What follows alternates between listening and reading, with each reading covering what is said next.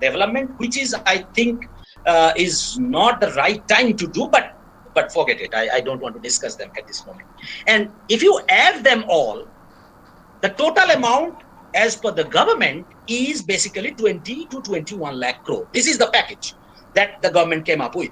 Okay, and this is not, I mean, in terms of the total amount, it's not a negligible amount. That means when I'm talking about a 20 to 21 lakh crore rupees of stimulus package, this is not a negligible amount. But the problem is most of it is basically this first two. These two are basically policies which are designed to increase liquidity in the system. I mean, if I remember correctly, this policy, this liquidity infusion is basically around 9 to 10 lakh crore, and this one is 3 lakh. So 1 and 2 together, they are basically responsible for nearly 13 lakh crore. And the demand management policies like this, what I call a fiscal stimulus, is only about 2 lakh. Okay, and the rest is this policy. This is this and this. Problem with this policy is, I'm not saying this is not in the right direction, but problem with this is the kind of fiscal stimulus that they are suggesting right now is not enough to my understanding, and I will argue why. That this argument is the basic I would say the basic objective of my presentation. And why I'm saying this? I'm saying this, and I will try to argue this in terms of data taken pre-COVID situation, because we don't have enough data right now, because we have, in fact, the first quarter data is not available for India still. So we have data up to fourth quarter of 2019-20. That means up to March 2020 data. So we'll have to analyze data which is there during pre-COVID situation. But you'll have to remember that if you can analyze those data and then can come up with a good prescription, then you can actually solve the problem. Because the problems that were there before the pandemic, they are still there. The pandemic, what they have done is basically has magnified the pre-existing economic crisis that we were facing. Rajiv also mentioned that there is a study that suggested that Indian economy actually was suffering from a severe, severe, I would say, downturn, or experiencing a severe declining trend. I will show you the data. Problem is, when you talk about economics or you talk about economists particular, you will find that some economists are saying something and some other economists are saying something. For our students, this is confusing. You will find that some economists saying that policy X is very effective and it's going to solve our problem. Then the next day in the television, you will find that some other economist, who is also very renowned, and you would say, you can ignore him. So you can't ignore that economist also. He will say that no, the policy X that economist A was saying is not enough, or at all is not applicable. Why this is so? This is so because economics is social science. It's not physics. It's not mathematics. You can't say a square minus b square is equal to a plus b into a minus b. It's not always the case, right? In social science, it's more like, I always argue to my students that it's more like medical science than physics or chemistry or mathematics. Why this is like medical science?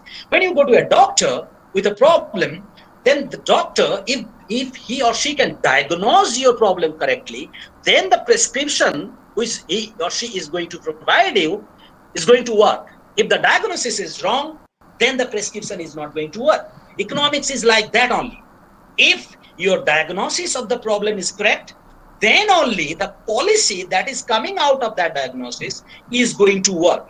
If your diagnosis is wrong, then your policy is not going to work, because those are based on wrong policies. I will talk about one such wrong policy that the government has taken recently, and then I'll try to argue why I'm saying this is a wrong policy. That was a wrong policy. So, but my students will tell me that, sir, I mean, for the doctors, there is an advantage that the doctor can ask me to do some pathological tests. But in economics, you can't do that. I mean, I can't do a blood test of an economy to know what kind of problem the economy is facing. But I have some other tools. What are the other tools? The tools are data. So for us, for economists, there is data. If you can use those data intelligently, and if you can understand which are the relevant data and which is not, you can use the data judiciously and intelligently, then you can do the diagnosis in a proper way, and then the policy that will come up from that diagnosis is going to work. I mean, if it is not 100%, maybe more than 90% chance that it's going to work. So let's try to do that diagnosis. So let's revisit the pre-pandemic days. What was happening just before this pandemic struck? This is what was happening in terms of GDP growth. I was showing you figures from 2012-13 to 19-20. As you can see, from 12-13 up to 16-17, it was increasing from 5.46%.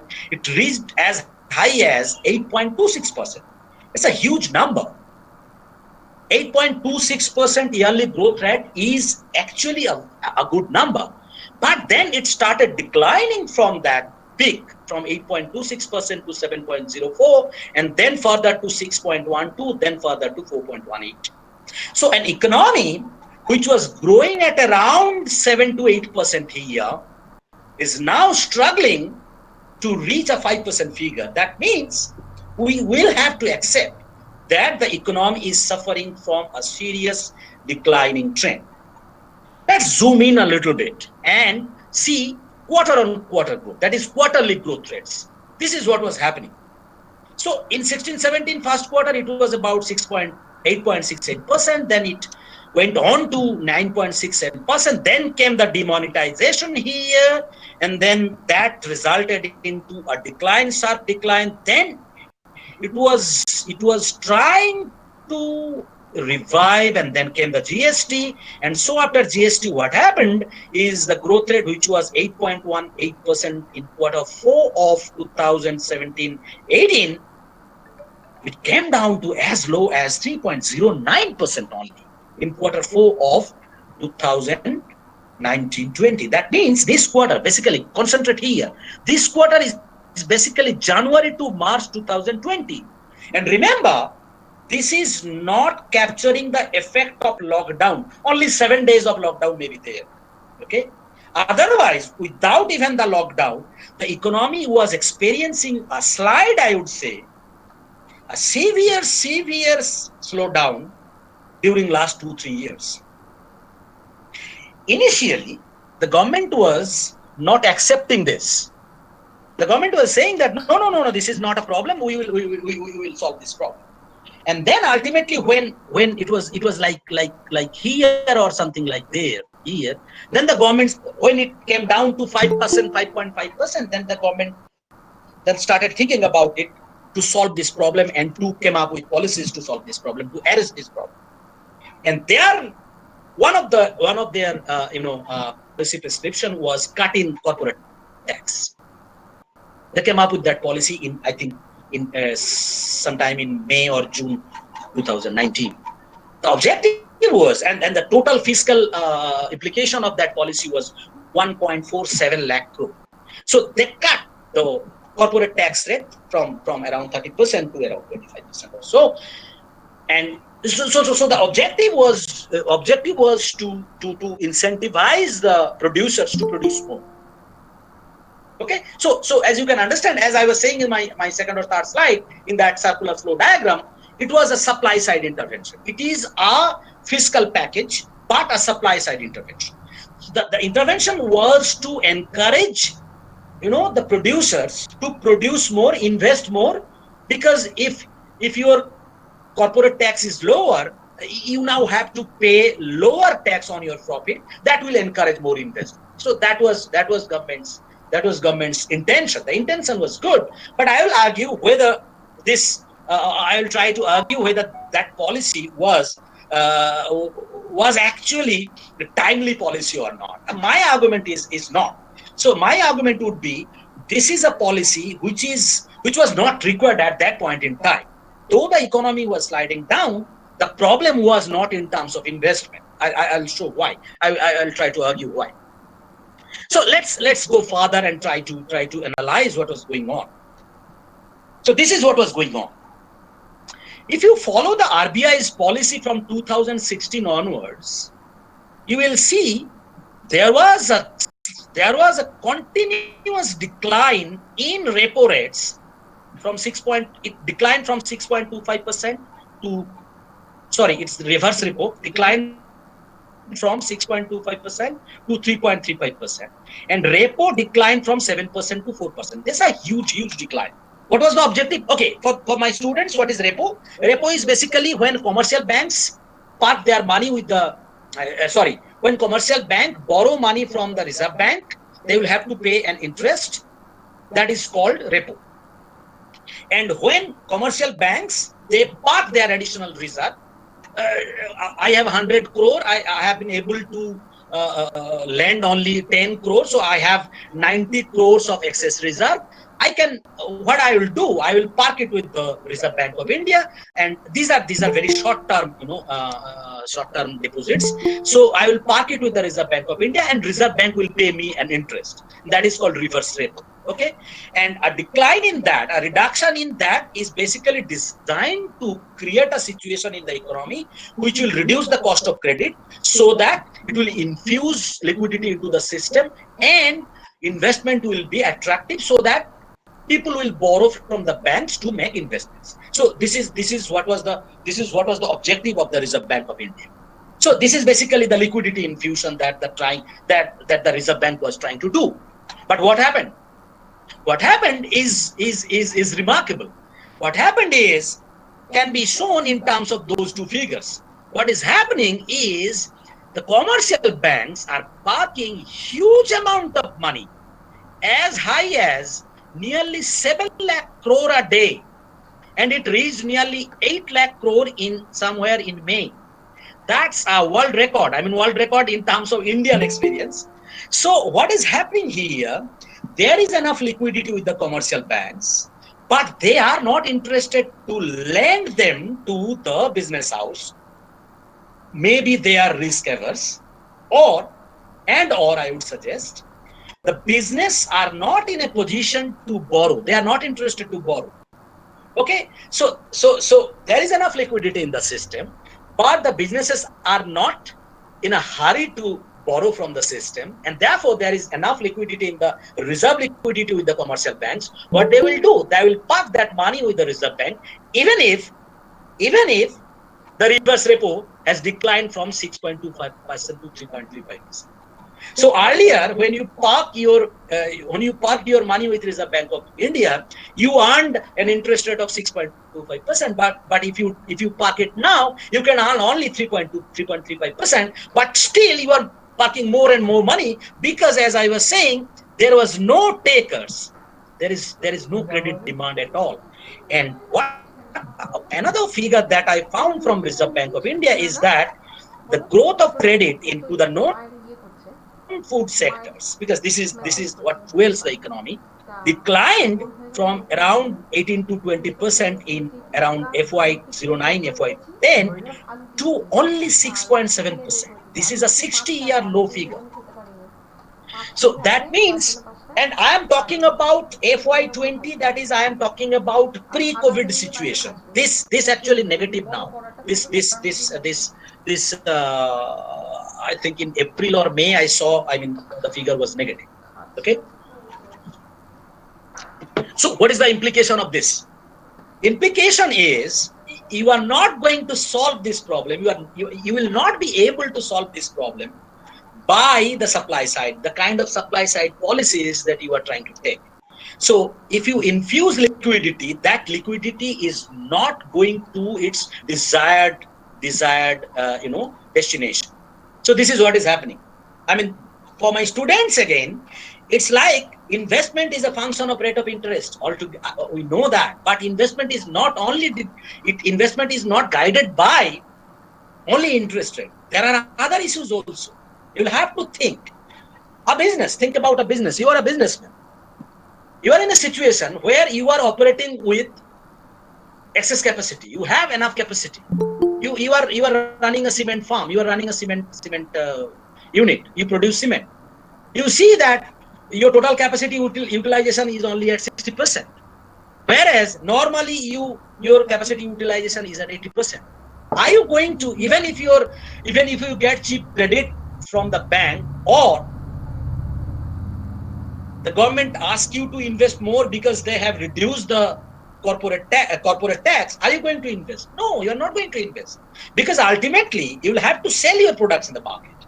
If there is not enough demand in the market, this liquidity infusion is not going to work. This is not going to induce investment and going to create this additional investment spiral.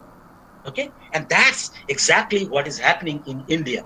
It's like, if you remember those Keynesian model days. Okay, just think of a situation where you are trying to push more money and so shift your LM car rightward. And your objective is, if you shift your LM curve rightward, if your IS curve is downward sloping, that will reduce. It's like this. I mean, let me draw it here.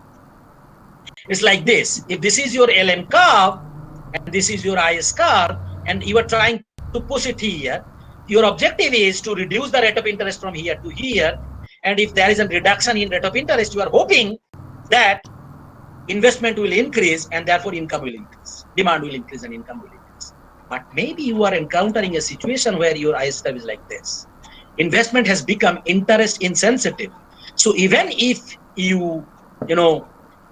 sorry. I mean, this is the LM curve. Even if you infuse more liquidity through the system, rate of interest will decline from here to here, but income is not going to increase, because that reduction in rate of interest is not translating into further investment. That is, rate of interest is falling, but people are not investing because of some reasons. Let's probe further what is happening.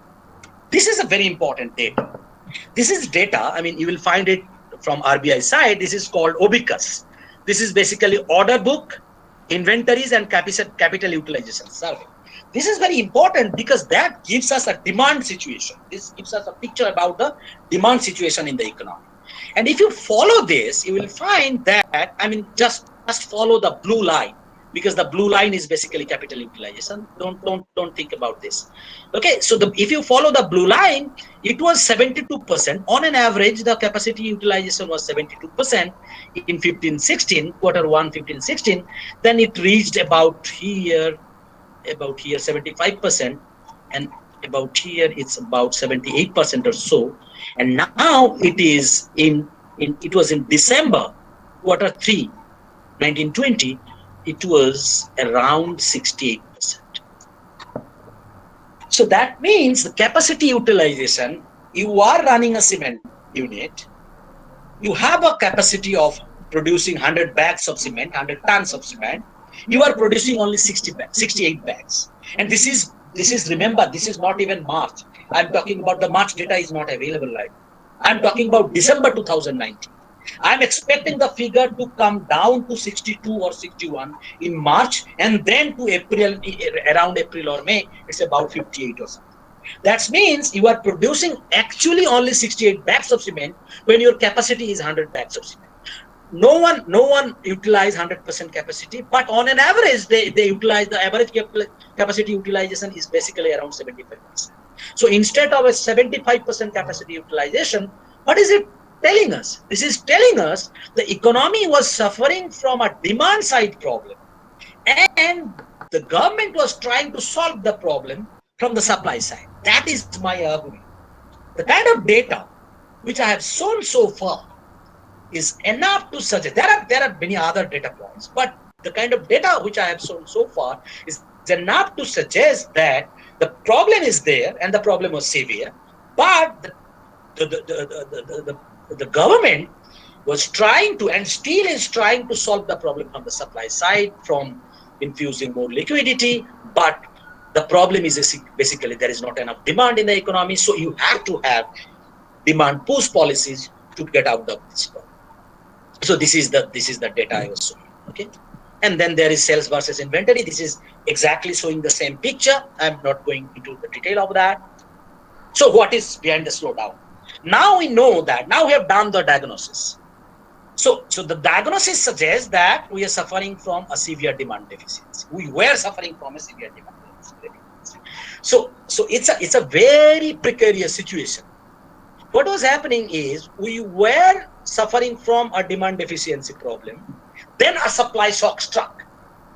So we were suffering from a demand deficiency problem, and therefore our economy was struggling. And now came that supply shock. So what happened is, along with our demand problems, there are now some supply side problems that emerged. And therefore, what I'm suggesting is that the kind of supply side interventions that the government has taken so far, they are all right. You'll have to push for more liquidity in the system because there is a supply shock in the system right now. But there is not enough demand side interventions from the government so far, what I have seen so far. Okay, so what the government can do then? The government should do these things. Government should do some targeted supply side interventions, not just blanket supply side interventions. What the government is trying to do is it's going for a blanket supply side interventions, like reduction in say the corporate tax reduction was a blanket supply side intervention. You don't need to do that right now. You'll have to identify sectors which are more prone to this pandemic, like say hospitality and say tourism, and which are more employment elastic, because this is the revival of those sectors is going to create more employment and going to start the reverse chain reaction of demand supply and so on, what we call a multiplier process, right? So my argument would be, with the kind of resources that you are in, you'll have to do the supply side interventions, but a limited supply side intervention in the form of more directed one, not for everybody. And then a massive spending spree.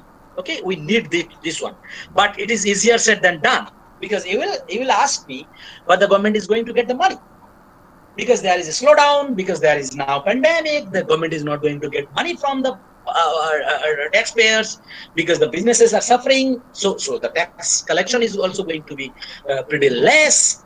So what the government is going to do? Okay, I will talk about that later. So that can be in different forms, maybe in terms of kind of livelihood support that the government has already initiated, like enhancement of MGNREGA or that employment scheme for migrant workers. My argument is, enhance this, increase this manifold. Okay, the kind of demand that will be needed to get out of this severe problem, and addressing some labor market issues, because that is also very important. Okay, then the next question is where the government is going to get money from. How much time do I have, Simonti? Hello? Sir, yes, sir. Yes, sir. How much Sir, time? you can continue for 5 more minutes, sir. Okay. Five So, minutes. okay, 5 more minutes. Okay. So the problem is money, right? And the problem is, because the tax collection is low, because the revenue generation is low, therefore, this is a big problem for the government, where they're going to get the money from. And here I will bring in the states also, and then I will argue. I will go straight to my next slide. I'll show you a picture, and then I will go straight to the last slide to give some of my policy regarding this fiscal management. One thing is pretty clear: if you stick with your fiscal deficit target of around 6.5% combined, state and center, of GDP, that's not going to happen for this year, because the kind of revenue shock that the center and the states are going to suffer, automatically the fiscal deficit is going around 9% of GDP. That will do. That will go there. So my argument would be government should infuse more money to the system in terms of demand generation policies, in terms of employment generation policies, and maybe direct cash transfer policies to revive demand, and that would be additionally nearly 4% of the GDP. So we are looking at a fiscal deficit which is historically high, which is going to be historically highest level at around 12 to 13% of the GDP. Then the question is, there is a supply side concern. Because there is a supply side concern, this may lead to inflation as well. So the government has to be very careful in driving the policies. So they will have to time their demand management policies along with unlocking strategy, so that along with your demand management, the supply side shocks are removed, supply side bottlenecks are removed. Only then you will be able to solve this problem. And then another problem, that is the state and center relationship. As you know, we are an economy. I will take 5 minutes on this particular issue, and then I will end, because I am not going to talk detail about that. Though in my presentation, it's available in detail. Thing is, we are a federal structure where there is a central government and there are state governments. And constitutionally, there is a constitutional arrangement who will get what amount of money or the revenue from whatever tax and non-tax revenue we collect from the market. What are the taxes that the center will collect, and what are the taxes that the states will collect?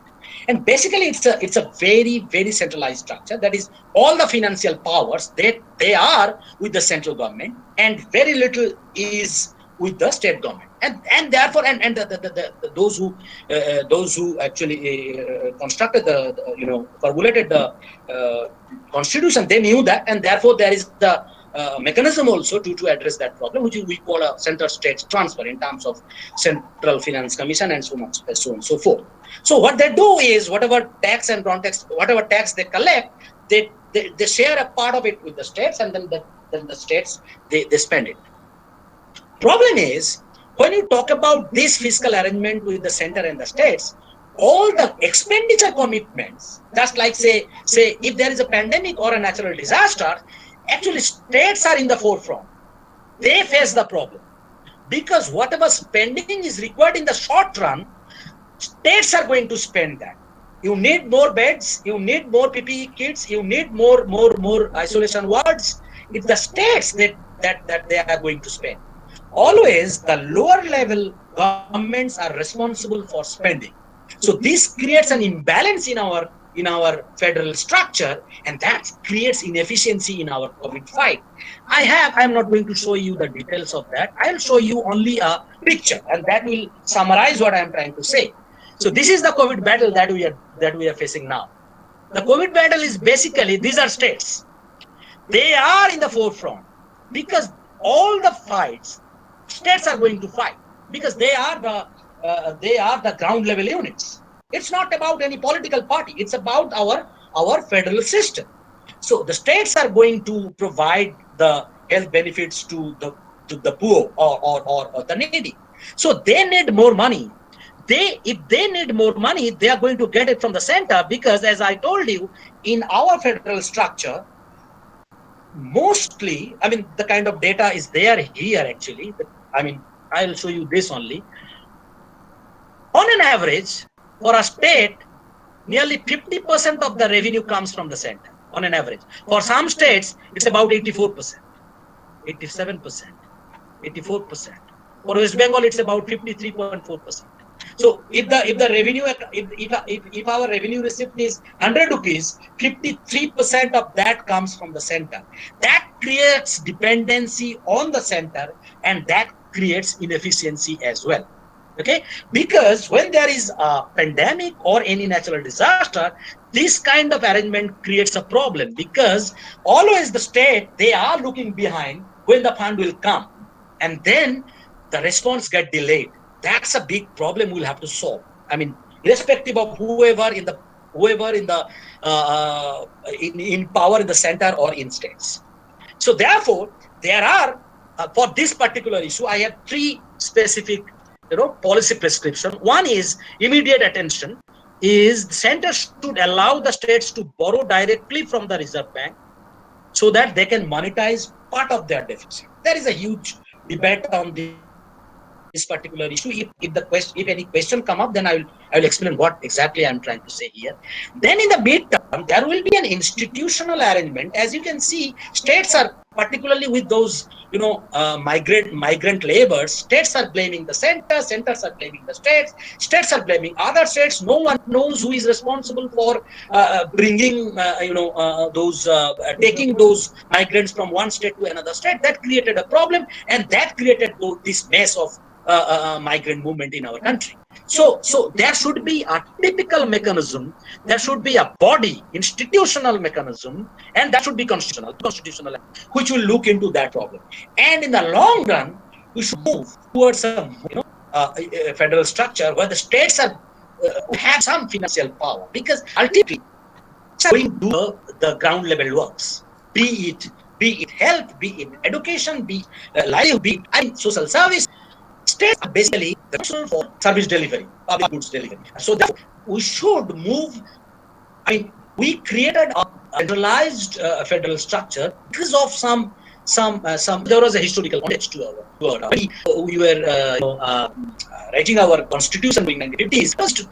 There is a different historical context. Now we are a democracy. We should move towards a more balanced federal structure where the states are going to enjoy more financial power, and that will make this kind of handling of this kind of pandemic or any natural disaster, I would suggest, not just a health disaster, more effectively. This is my argument, and I will end it here. Thank you all for your patient hearing and your time. Very much, Dr. Dwivedi.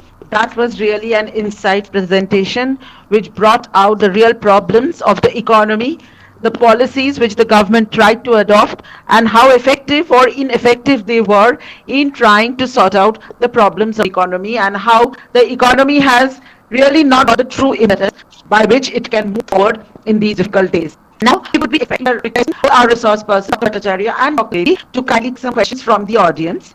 I think there are already some questions in the box. I'll forward the question to them. The first from Shupan. He's asking, I think this is for Divedi, small interim labor is engaged the MN program. How demand boost until massive. Boosting of MD and REJ is the only solution. It's one of the about increase the body allocation of why the policy that the migrant labor policy. I don't remember the Indian particular, but I'm arguing that also, and initially I argue about direct cash benefit is going to out cash benefit. People say this is basically giveaways, and this is basically goal, and this is going to work. It can become effective. It is not a capitalist one. It's basically a welfare state, and then not even give or you can use the term. It's the bucket you're using. Some say it's, and in Bengali, some say it's higher when you money others. But you change it to Sachwakha, then it becomes more, like acceptable. I am arguing of all of them. That's why I am talking of nearly 4% demand boost. I'm talking about a fiscal expansion of nearly of GDP. Okay, mainly to infuse demand in the system. And there is a calculation behind it, and I will tell you. Thank you, sir. The question is for Dr. Char. Is Shamiron Malik. Many renowned companies are thinking of relocating factories from China to countries like South Korea, Vietnam, Taiwan, etc. From this point of view, do you think he has to? Yes, people are saying that I'm audible. Yes. Yes, we can hear you. Yes, we can hear there you. is a opportunity which people are hinting about, particularly economists from India. There are firms which have started closing down in China and try to relocate, as they're saying, firms will start their operations in India. Anyways, this foreign, there is not only you need this kind of closures and relocating it. They also look upon institutional factors. They depend on infrastructure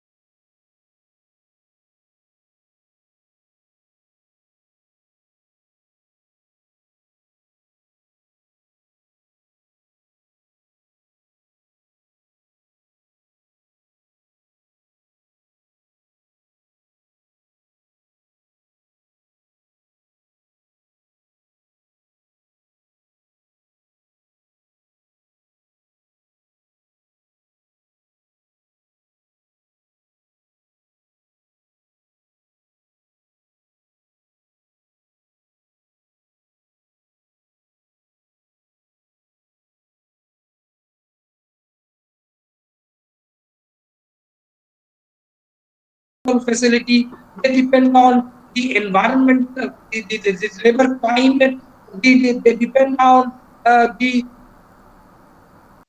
how the reduction and the rebates, the concessions that are being given to them.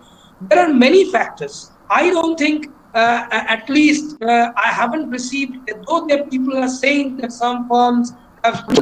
I question which class should get the class or poor. That's a question, but no one answers this question because there is a big debate on this one particular. Because going to get the money, really poor money. Who is going to demand? Yeah, I mean, that's else maybe if you give the middle class money, you give it to the poor. But when you are making the policy, it's not just to create demand. You are trying to the problem of that household because he has lost everything, and in the policy you are getting demand. It's not just to create demand. Problem identification of poor and class. That's a big issue.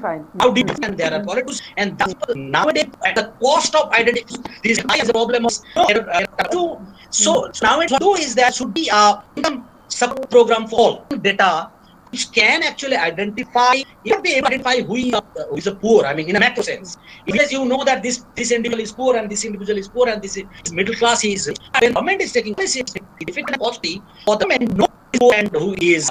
So therefore, when this kind of problems are facing, people are talking about more conditional support to direct one.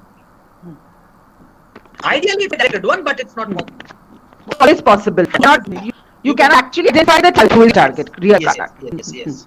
Just let a subsidy for cooking happening. Yes. The same. Next question is by Professor Bishwarup Chatterjee.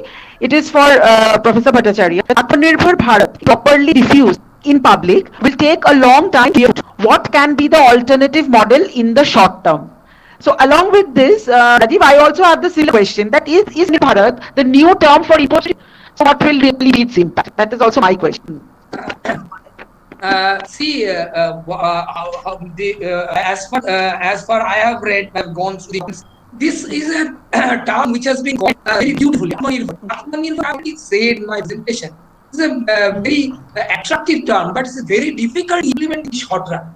Because if you depend so much on these products, so intermediate goods, how can you be Atmanirbhar? That's my question. If you have some alternative, you can get your products, or you have some intermediate industries which are developing within your economy, then if you do not have those recourse to those, so if you do not have access to those things, then how can you suddenly stop the intermediate products? If you stop them, what's happening is your exports will fall because they heavily depend on there are so many, particularly electronics, machines, so many. There are so many things in other countries. Suddenly stop all those products and have some kind of substitutes for those. If you do not develop, suddenly stop. What will happen is there will be a supply crunch. Ultimately, what I is 100 it's demand management, but definitely we will also have to look at while not totally Chinese, we have to do it. But the phased manner, I believe. If you do it in a phased manner, if you go for an import substitution or an import substitution policy, or trying to develop your indigenous or develop your supply chain management, so you develop your alternatives. If you do not develop your alternatives, then stop those kind of things. What will happen is supply bottleneck, there will be a supply crunch, and that will create further.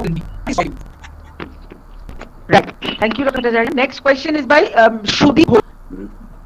He is asking a question for Dr. Dwivedi. At this time, how can the GDP of the be increased? No, this is what we are discussing so far. I mean, at this pandemic time, we are expecting a decline in GDP. So, actually, Q1, some estimates suggest that the estimates are ranging from 10% up to 30%. Some are saying that it can decline up to 25% to 30% even. I don't know what is going to happen. Q1, I am only not here. Q2 it's a little better because it has already happened. But when you're talking about GDP and when you are talking about macroeconomic policies that are going to take, we are basically talking about kind of decline that is was it's coming out of that decline, so that we can increase our GDP. The kind of policy that we are basically to address that problem only. If you can generate employment, that's the problem of generation. Unemployment problem. If you can ease your GDP, right? I mean, they're the same thing. I mean, exactly the same thing, because we have experienced jobless growth over the past. So increasing GDP doesn't necessarily mean that there will be jobs created in numbers.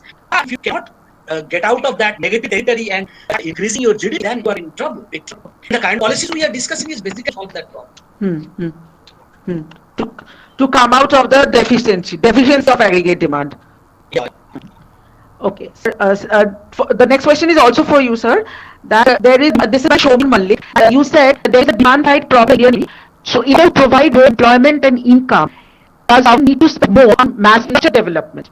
That's a very good question, actually. As I was saying, that when the government took this corporate tax reduction policy in 2019, I argued that that was a wrong policy, because that was a supply management. Though RBI was suggesting that the problem was demand.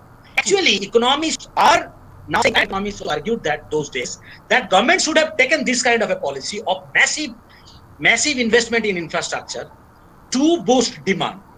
So it was, instead of a subside jar giving to the cutting the corporate boost investment, the government should have taken a infrastructural boost program, spending in huge infrastructure to create demand. But now, because now just think about a budget constraint. You have 100 rupees, okay? Even with deficit, you have 100 rupees you can spend, and your objective is generating the economy. But that's the objective as well. You have to feed the people, those who lost their job. So they lost their job. They migrated from cities to villages and small towns. So it's not, but that will not solve the problem the poor people are facing. That's why in this kind of a situation, demand management policy, which looks both, which can solve both problems. In all circumstances, I would prefer a policy of infrastructural development that has got long-term implications also. In all circumstances, just like in 2019, the government should have taken this kind of policy instead of cutting the corporate tax. But now, with that 100 rupees, the ideas are to solve the problem at the same time. So I go for solving in terms of energy or employment. Thank you very much, sir. Any other questions anyone wants to raise? Okay, this is from Professor Swati Basu.